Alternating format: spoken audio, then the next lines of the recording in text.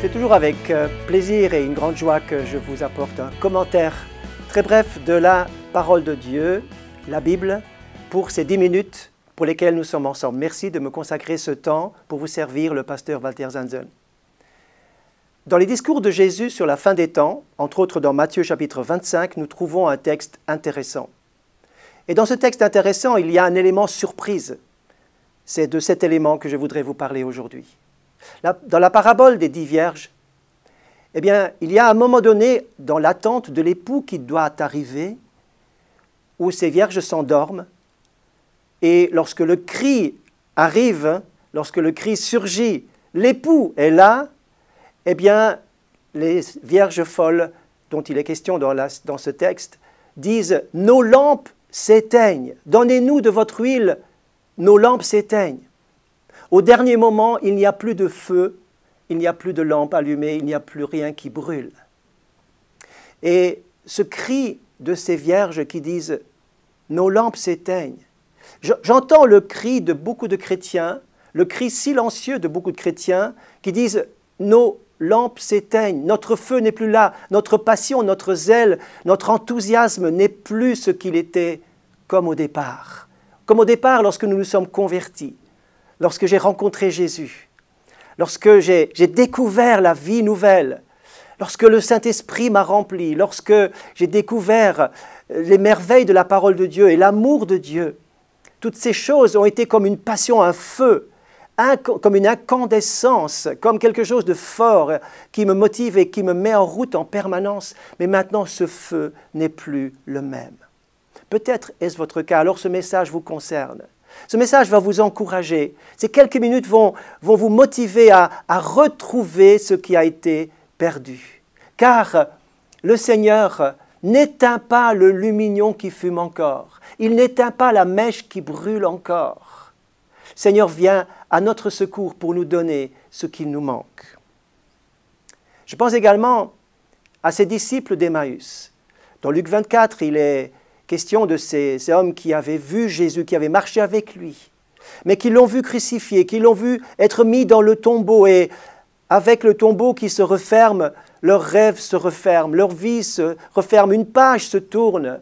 Leur déception est tellement grande qu'ils s'éloignent de Jérusalem et ils vont vers Emmaüs. Et là se joint à eux un visiteur étranger qui fait route avec eux, et ce visiteur, c'est Jésus. Ils ne le reconnaissent pas. Mais lorsqu'il l'invite à la maison, parce que quelque chose s'est réallumé dans leur cœur, quelque chose, une étincelle a commencé à luire dans leur cœur, et ils insistent pour que Jésus vienne dans leur maison. Et au moment du repas du soir, en toute simplicité, il y a le déclic, il y a la flamme qui repart. Et ils vont dire, mais notre cœur ne brûlait-il pas lorsqu'il nous expliquait les Écritures? Comment retrouver le feu qui a été perdu? Eh bien, il faut se reconnecter avec la source. Il faut revenir là où vous avez laissé le feu s'éteindre. Il faut revenir dans l'intimité de la présence de Jésus. Il faut retrouver Jésus dans l'expression de cette intimité profonde, comme ces disciples d'Emmaüs qui, au moment du repas du soir, dans le calme du soir, il y a cette révélation. Ce n'est pas toujours facile de chercher la source, de venir à la source, de chercher le Seigneur avec persévérance, avec une volonté ferme, avec détermination. Car il y a toujours des obstacles qui viennent se mettre au travers, il y a toujours quelque chose qui vous empêche d'aller jusqu'au bout de cette recherche. Mais il nous faut une révélation de sa présence, une nouvelle révélation de Christ. C'est le premier point pour retrouver le feu qui a été perdu. Ensuite, il faut être rempli du Saint-Esprit.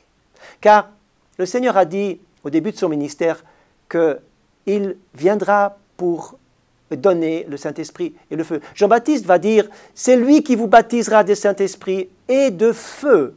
Il nous faut absolument recevoir le feu qui vient du Saint-Esprit.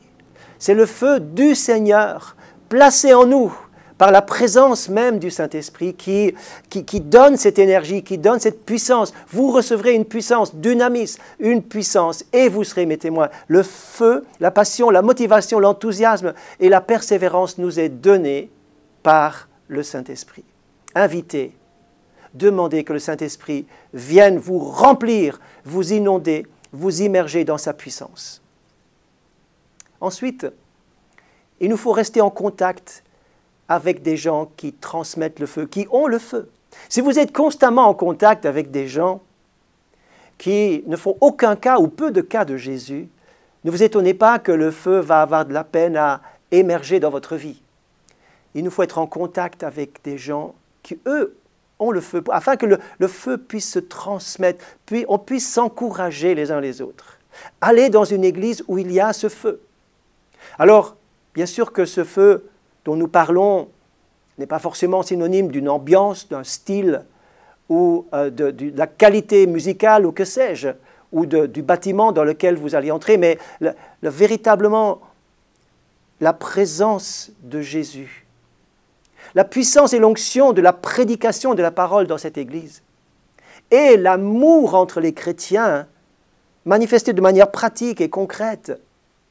Voilà les éléments qui vont vous motiver, qui vont vous garder enflammés pour l'Évangile et pour le Seigneur, qui vont vous aider à maintenir le feu sacré dans votre cœur.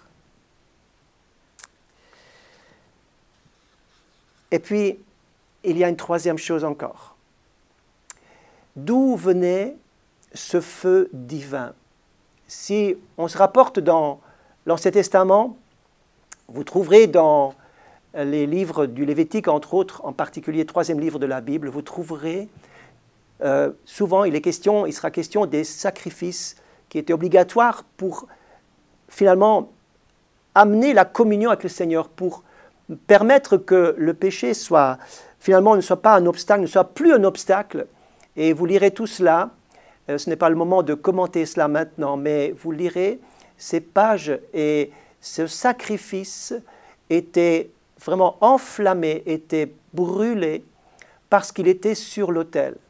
Je veux dire par là, et traduit dans le langage d'aujourd'hui, si vous placez votre vie sur l'autel de Dieu, ce qui veut dire si vous consacrez votre vie, si vous donnez votre vie, si vous abandonnez votre vie entre les mains de Dieu et sans retour, vous êtes sur l'autel et vous offrez, vous faites un don, celui de votre vie.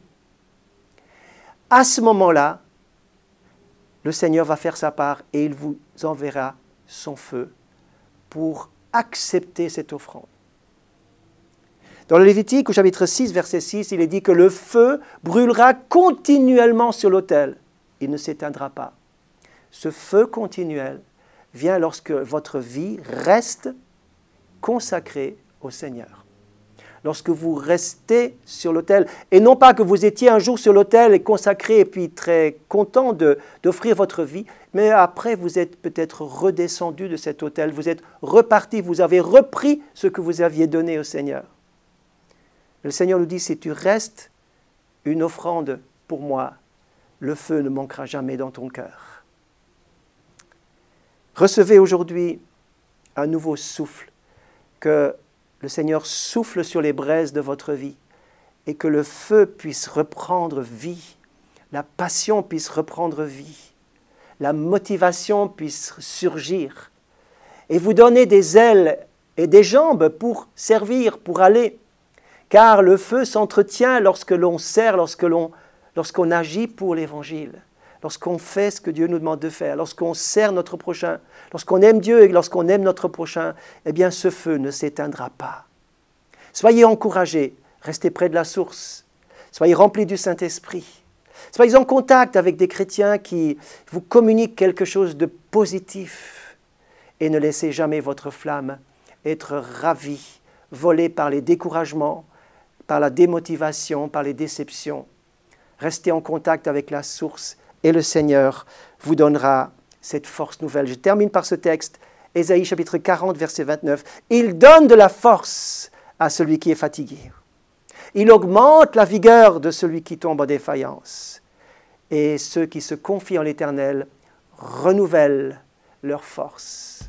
Que Dieu vous bénisse et que le feu de votre cœur, cette passion pour l'Évangile, puisse être au maximum, puisse être en bonne forme aujourd'hui. C'est ma prière pour vous. Que Dieu vous bénisse. À bientôt.